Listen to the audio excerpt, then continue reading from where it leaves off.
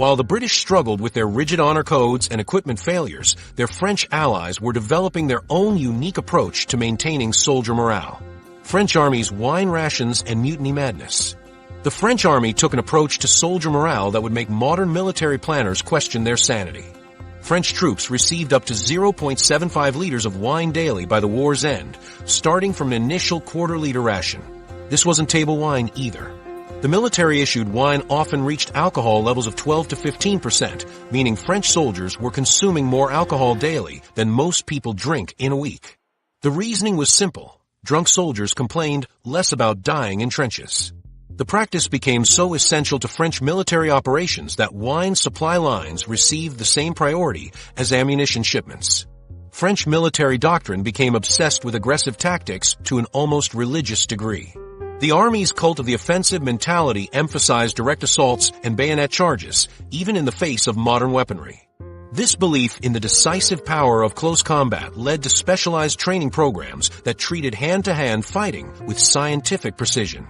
Soldiers spent months mastering techniques they would use for perhaps 30 seconds in actual combat if they survived long enough to engage in close fighting. French punishment methods reached levels of psychological cruelty that bordered on torture. Commanders dealing with mutinous soldiers would force them to dig their own graves in elaborate detail, complete with proper dimensions and headstone placement. The condemned men would spend hours or even days preparing their burial sites before mock executions that stopped just short of actual firing. Guards would load rifles with blanks, march prisoners to freshly dug graves, and go through complete execution procedures before revealing the deception. Some soldiers endured this process multiple times as punishment for repeat offenses. The psychological impact often proved more devastating than actual punishment, with many men preferring real execution to repeated mock deaths. French experiments with armored vehicles produced disasters that sound like engineering comedy sketches. Military designers created armored cars so heavy they sank into mud within minutes of deployment.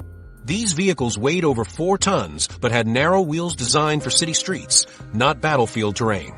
During field tests, the machines became stuck before traveling 100 meters.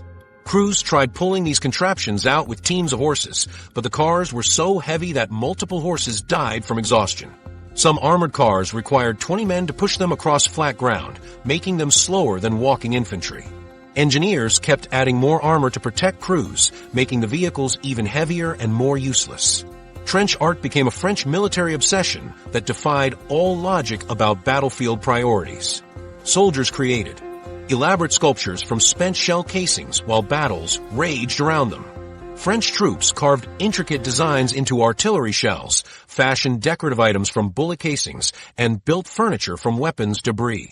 Some men spent entire days creating art pieces instead of maintaining equipment or preparing defenses. Units competed to create the most elaborate sculptures, with soldiers trading food rations for artistic materials. Officers initially tried to stop this practice, but discovered that artistic soldiers had better morale and lower desertion rates. Eventually, the military officially encouraged trench art, providing tools and materials for creative projects. Some trenches resembled art galleries more than military positions, with carved sculptures lining walkways and decorated shells displayed like museum pieces. French commanders desperate for any advantage turned to fortune tellers and mediums for military planning guidance. General headquarters employed professional psychics to predict enemy movements and choose attack timing. These consultants charged substantial fees for reading tarot cards, interpreting crystal balls, and conducting seances with dead generals. Some major offensives were planned around astrological charts and supernatural visions rather than intelligence reports. Military meetings included psychics alongside tactical experts, with mediums given equal voice in strategic decisions. One famous fortune teller convinced French command to attack during a solar eclipse, claiming celestial alignment would guarantee victory. The resulting battle was a complete disaster, but commanders continued consulting psychics throughout the war. French supply logistics included provisions that would scandalize modern military operations. Mobile brothels followed French units to front lines with official military support and protection. These establishments operated under military supervision, with medical officers conducting regular health inspections and commanders setting operating schedules. The brothels traveled in converted trucks and established operations near headquarters positions. Military police provided security and regulated access, treating brothel visits like any other military service. Supply lines included contraceptives, perfumes, and cosmetics alongside ammunition and food. Medical corps allocated significant resources to treating diseases contracted in these establishments, creating a bizarre healthcare specialty within military medicine. The French military chose uniform colors based on psychological theory rather than practical camouflage considerations. Designers selected horizon blue because color experts claimed it looked optimistic and would boost soldier morale. The reasoning was that cheerful-looking troops would fight more aggressively and inspire civilian confidence. Unfortunately, horizon blue stood out dramatically against most battlefield backgrounds, making French soldiers perfect targets for enemy snipers.